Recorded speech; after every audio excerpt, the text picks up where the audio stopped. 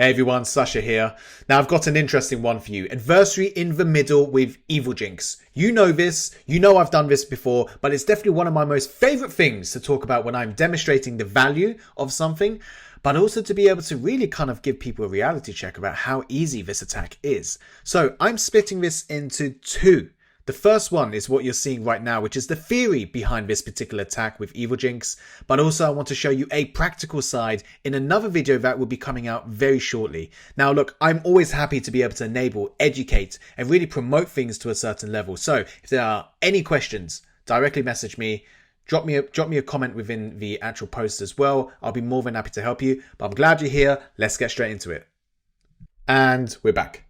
So we're talking about passive and active on this slide. Passive token theft basically means you're purchasing it from the dark web, you're grabbing it from different forums that bad actors are effectively selling.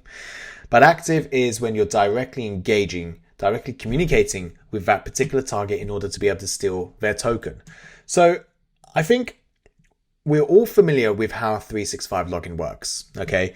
You effectively have, let's move that lovely mouse, you effectively have when you're logging in a username, a password. You also have an MFA code. Please have an MFA code at least.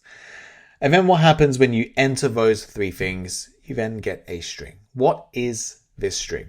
This is a session token, okay? And the easiest example that I have got many of my mentors showing me this as an example is that imagine you're going to a concert. Let's say Taylor Swift, okay? So we go to Taylor Swift. You and I go to Taylor Swift concerts. And what happens? You've got this big bouncer. Give me your authentication. Give me your identification. Give me your proof of purchase, for example. And I hand all over that information. That's fine. So then they give me my wristbands. My wristband allows me to be able to go inside, go back out, go to my car, get my umbrella, whatever I need to do. But I've been authenticated and I've got this wristband to effectively allow me to walk in and out and be trusted. That wristband is your session token for 365. Effectively allows you to be able to, let's say, close the tab, log back in without any issues, for example. You don't need to continuously re-authenticate. Why? Convenience. Now, convenience is a risk most of the times. Now, let me show you something. After that, you log into 365. Happy days. That user's happy. Now, this particular person over here, okay, this is the bad actor. Now, the bad actor wants to be able to take your username. And to be honest, with things being leaked out there in the dark web, the username isn't hard to be able to come by, especially if you utilize the same password for multiple sites. I keep asking my dad, stop doing that. But hey, convenience.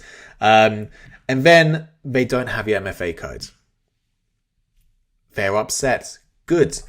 But what they do have is a tool. And this is not the only tool, by the way. This is one of many. Evilginx, which is effectively a transparent proxy that could be able to sniff exactly what's going on from one end to the other end. So let's see what that looks like.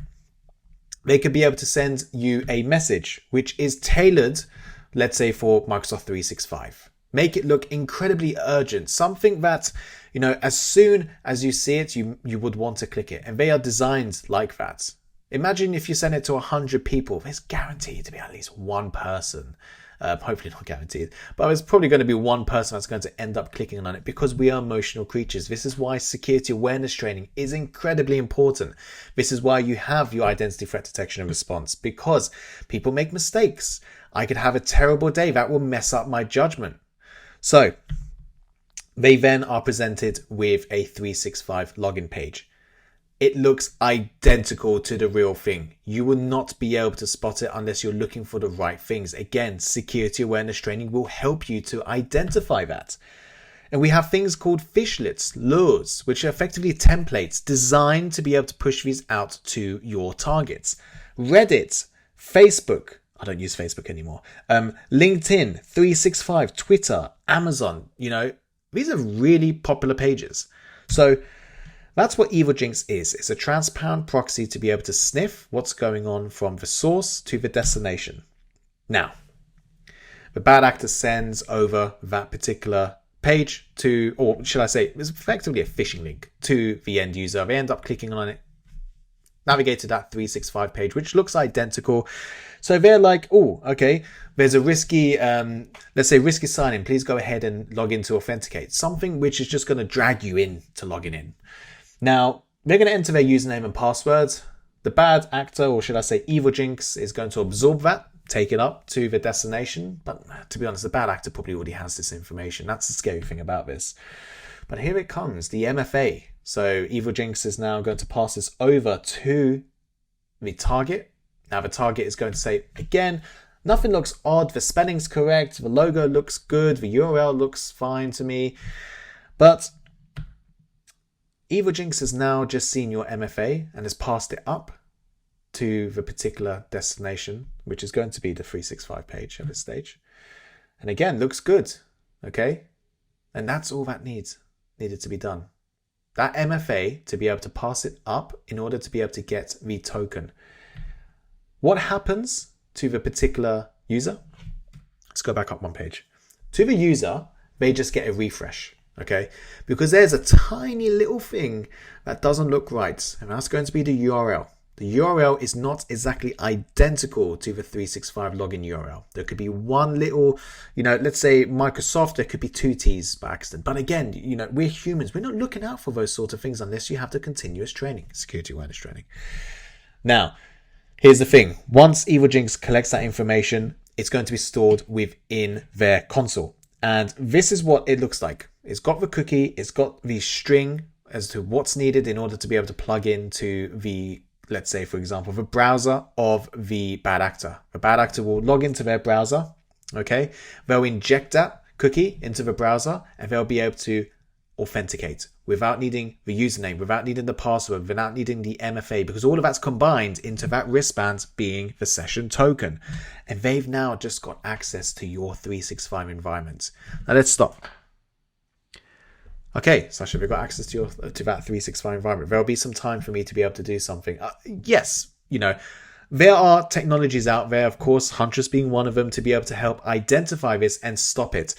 But time is important here.